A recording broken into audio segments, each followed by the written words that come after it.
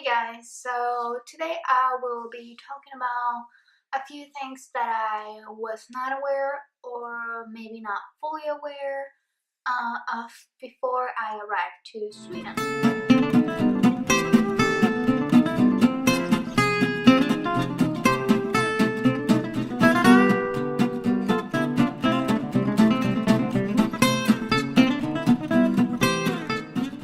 So the first thing that I have here is snus.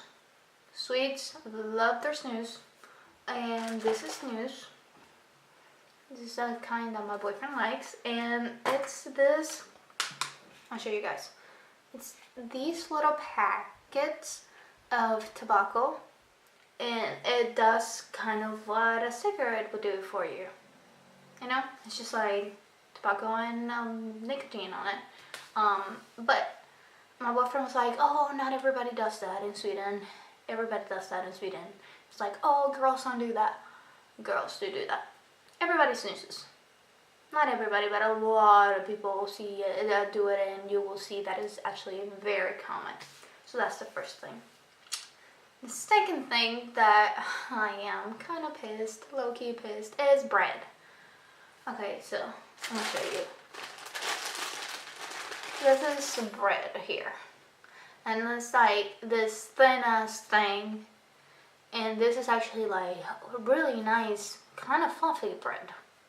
They're usually these round pita bread looking things, and they're dry and they're very thin, and it's not bread. Like in the Dominican Republic we have like pan de agua, pan de mantequilla, pan sobao, pan, tons of bread. Here, yeah, you can find some like regular bread, but like for example at Lidl, you can find it in the bakery area, and like I guess you could buy a ton and then just have to freeze it, but it's like you can't just buy some bread. And like in the States it's kind of the same. You have sandwich bread, not a lot of other things. But like I just miss like regular fluffy bread that I can slice open, eat the inside, and fill in with anything. Anyways, that's my thing with bread. Okay, third thing, food in tubes. Again, here an example. This is tomato paste. So this one doesn't seem too weird for me. But you can find cheese, and you can find like sandwich meats in little tubes, and you just squeeze it out. And you know, that's kind of weird to me, but you know, to each his own. I don't mind the like tomato paste or condiments or stuff like that. But when it comes to like cheese and meats, no, I'm not doing that. Alright, so the fourth thing I have here is the alcohol. So you can find alcohol at grocery stores. It's usually like 3.5% the maximum amount of alcohol that you can have in the beers that you can find there. So it's not like it. So you actually do have to go to Systembolaget. And those of you who don't know who do know Swedish, don't judge me for my accent. I haven't been here very long. Anyways, you do have to go there to get like any other type of alcohol that is not beer and that is over 3.5%. Like if you really do want to go out, you actually have to like plan ahead and get whatever you need before, not the same day. Because like you may be like, oh, let's go out at 6 p.m. and you're like, oh, I don't have any alcohol. And then you don't really necessarily want to buy all your alcohol at a club or if you go to a bar before, because it's going to be kind of expensive. So you usually go to a pregame and then everybody brings their alcohol and you get drunk there. And then when you actually go out, you don't have to buy as much. So that's the thing with alcohol here. Number five, shoes. So I did know that you take your shoes off when you walk into somebody's house. And my thing is like, I did not know the extent of it. For example, there is this church that we go to on Thursdays with the family that I work for, and they have pancakes on Thursdays. And even there, you have to take your shoes off. It's like I'm honestly surprised you don't have to take your shoes off to go into the grocery store. Like it's honestly like everywhere, not just like people's homes. So I was like the coming into someone's house, yeah, that makes sense. But like everywhere, that's like everywhere. So you know, that's fine. It's just a little bit much to me, but I guess you don't have to worry too much about like people drugging in mud and other like bacteria in from the street. I don't know. It's a healthier thing to do, so that's good. Number 7.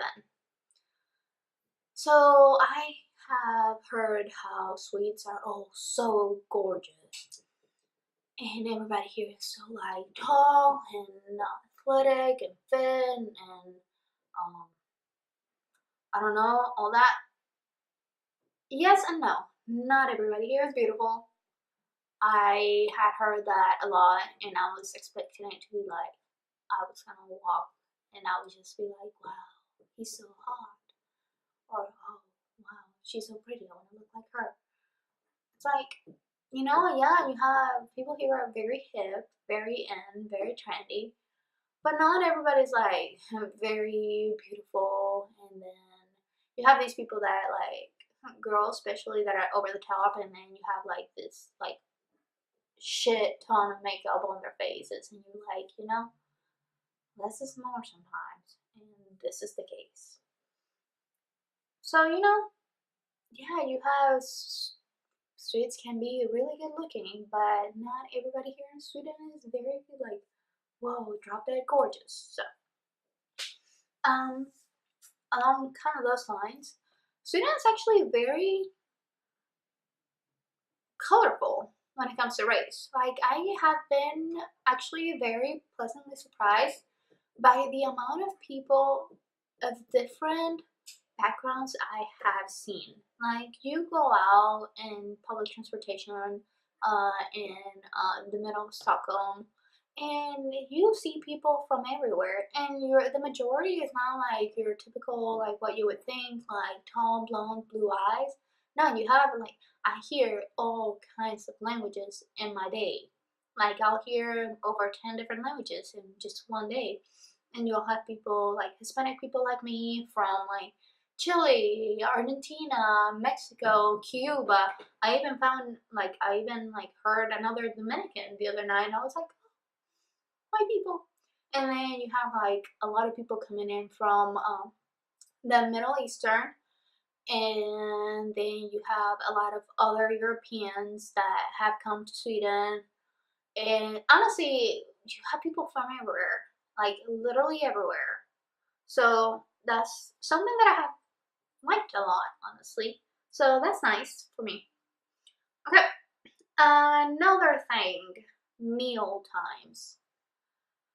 Here you eat lunch around 11 and it drives me crazy.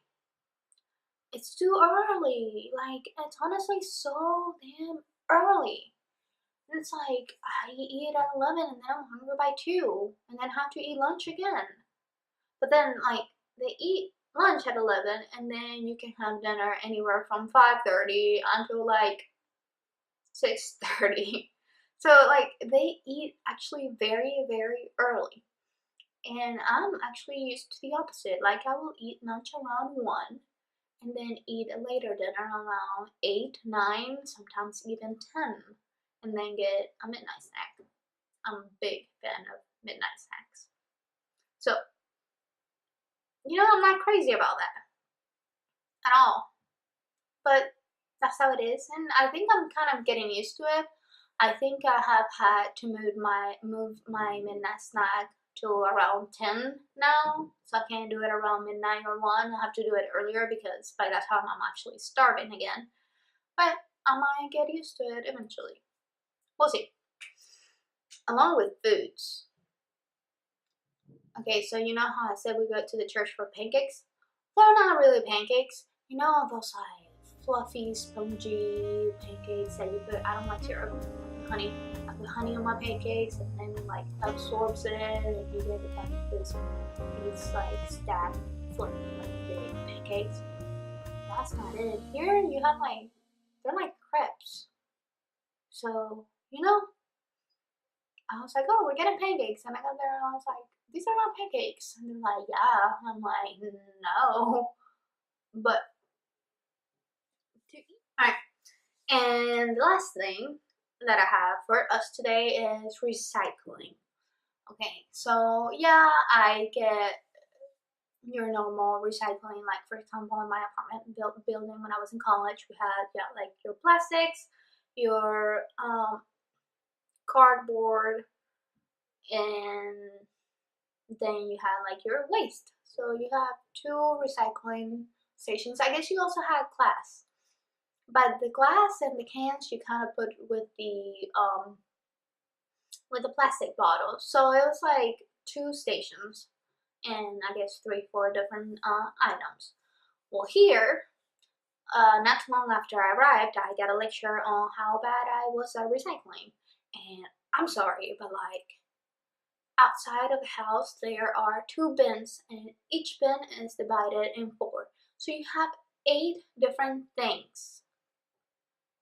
And that's kind of hard to remember, honestly. So like you have your plastics, cardboard, food waste, just regular waste, your colored glass, your colorless glass, and then the other 3 I don't even remember. I mean, I actually like it, but like I just wasn't aware of how much it was. Like I actually like it a lot. I think it's great that you separate everything, that way you can try to reuse everything as much as you can. I just honestly like wasn't aware of how much it actually was. But you know, that's great for the environment, so I'm all for that. I was just very confused at first on like I was a bit overwhelmed. I was like, this is a lot. And then they were like, oh, you don't do this properly. And I'm like, I'm sorry, like in the States, we kind of just like throw everything together. And in the DR, we kind of just throw everything together. So, but I'm getting better at it now. So that's good. Thumbs up for me. But yeah, guys, that's all I have for this video of things I wasn't fully aware of before I arrived to Sweden, and they kind of took me by surprise, or not necessarily by surprise, but you know, I just wasn't expecting it. But yeah, that's it, guys. Have a good day. Bye bye.